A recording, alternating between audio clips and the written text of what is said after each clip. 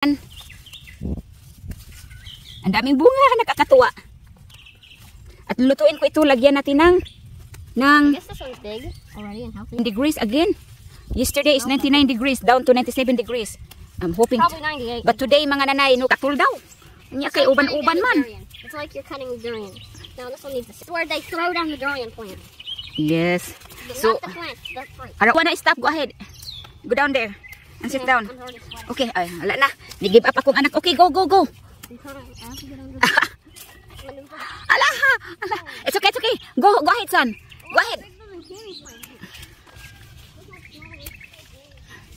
Wala na, ni-give up ako. Nya, ug ma-harvest gapon ni siya.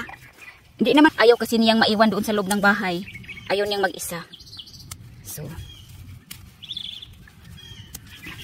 tapos konti lang ang green beans na tinanim ko, pero look at sa bunga.